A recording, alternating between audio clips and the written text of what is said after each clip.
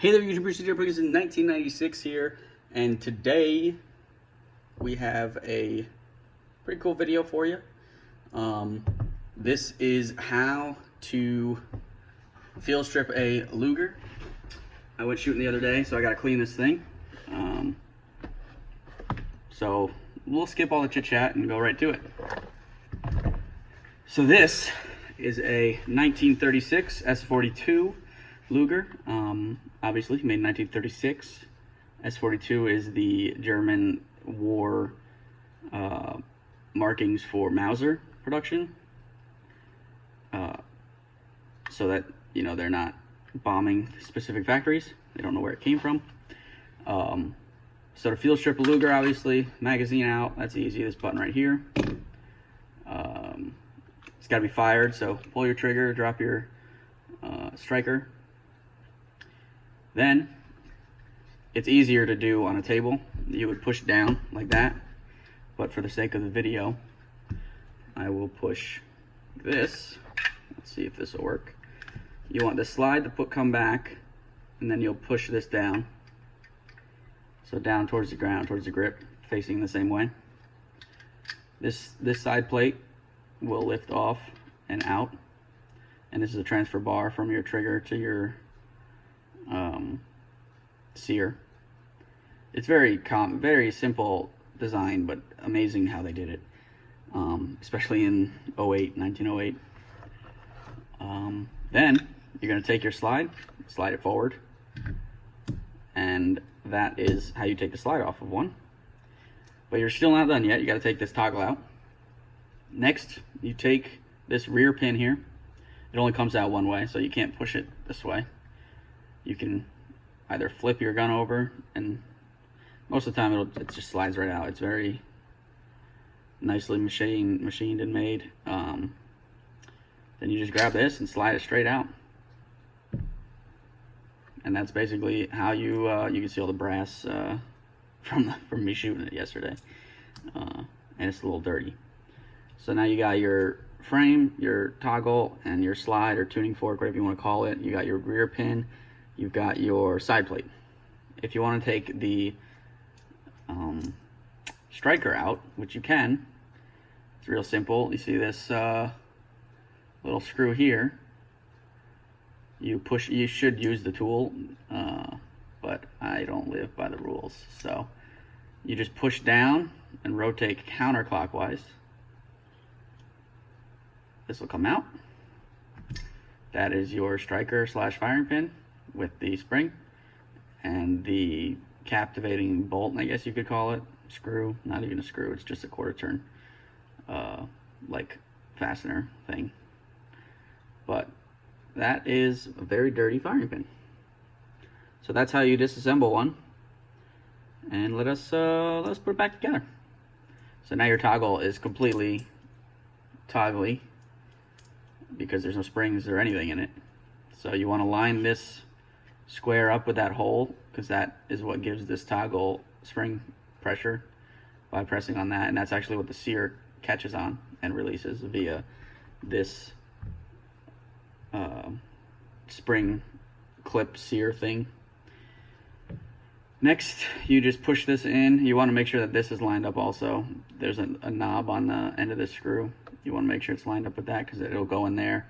You'll push down and turn clockwise, and if all goes well, I won't send it across the room like I've done before. And there you go. So if you do it a couple times, you can do it with your fingers. It's pretty easy. The first couple times I used a screwdriver, or the kit comes with one. If you buy like a reproduction holster, they usually come with that little L-shaped piece of metal. I have one. It's in my holster over there. But so now you have spring tension here via that spring, and this is together. So next, you're going to line this back up on the slide rails, so it's locked in there. You're going to push it forward. The spring pressure of the striker is what's keeping it stuck on the sear, which you have to have. If you press the sear right now and you put it back together, it doesn't want to go back together for some reason, but I guess that's how they designed it. So you just push that pin in. I usually put the toggle up like that, push the pin in, and then you got a ton of leverage, and then it just locks. So that's the easiest way to do that. The next part is this thing, which is a recoil spring. That's what ties this whole system to the recoil spring via this little, it's hard to explain, it's like an L-shaped bracket made out of 2 wires that are bent parallel to each other, but it's not wire, it's made out of, like, it's milled out of steel. But that's just the gist of it.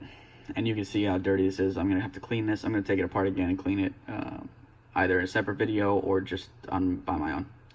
But this is also a good time to look at everything else, make sure nothing's broken, no pins are coming out, which nothing is. I just reassembled this probably 6 months ago. I got it re-blackened because it was chrome. So everything looks good. Nothing's too wet, nothing's too dry, no uneven wear anywhere, no worn through the blackening yet. It's maybe on some spots, like the slide over here, but nothing out of the ordinary as it comes to firearms. So when this is on here, this little tail wants to go in there. Doesn't want to go in here, and it doesn't want to go over that. So it wants to go in there. It's very easy to do upside down, but for you guys, I can't do that. So if I come up here and look at the camera, you get your slide on, it's started. Here, I can do it like this. So you want to pass over the magazine well. You see that is your slide catch. That's what catches actually on the empty chamber. That's what catches because the magazine follower will push this up. So this will catch. So you want to start your slide, go over the extractor or over the slide catch, drop this down, and it'll go bye-bye right under there. And now you're together this far. Now you got to put the side plate back on. So it'll click. I don't know if that's everyone or just mine, but I'll do it again this way. So your side plate has that little lip on the end here, so it's got to go at an angle. It's got to go in, and it's got to rock like an AK mag. It's got to rock in. So you push this back, get your side plate under there, push it down, flip that up. You're ready to go fight some British or Americans or prisoners of war or whatever you got to do. But that's how you fuse triple Luger. And you would obviously be cleaning it in that and oiling it in that process. And if you didn't have time, you just throw some more oil in there. That's basically how you do it. That's how it's supposed to be done. I just wanted to also throw in that I got some Mechgar Luger mags for this.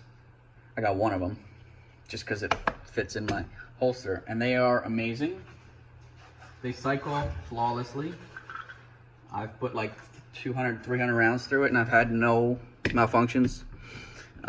Another thing, if you have a Luger, get one of these. This will save your life. This is an HKS speed loader for the P08 Luger Mitchell Arms. It's for the Mitchell Arms Luger, but it's unbelievable. So I usually get my thumbs all tore up by these ones, especially this original one, this original German one. Tears your thumbs up. After you've loaded a couple hundred rounds, you're gonna feel it. But this thing, it catches on that. You could probably 3D print this, but it catches on that. It works with standard ones, and it's got a friction lock, so you can load however many rounds you want. Guys, if you got, it's like $4. Just buy one. It's so much easier to load mags, and then you get down to the end, and it locks on the base of the mag. Do you need that? Not really. It kind of is actually annoying.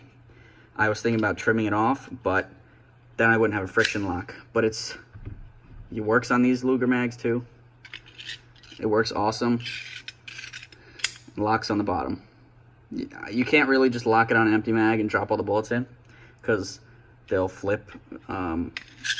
But get some Metgar mags and get one of these. That's all in my couple thousand rounds through one of these things. That's what you're gonna want. And this was like $28, and this was $4, something like that. So get one, you'll be happy with it, because I'm happy with it. So if you're still with me, thanks for watching, guys. If you want more videos on Luger, or I'm gonna clean my 226 actually. I just hit something. If you want some more videos, I'm cleaning my 226 after this. I'll probably do a breakdown on that, and I have to clean my Glock 19. So thanks for watching, guys. Rate, comment, subscribe, and I'll talk to you later.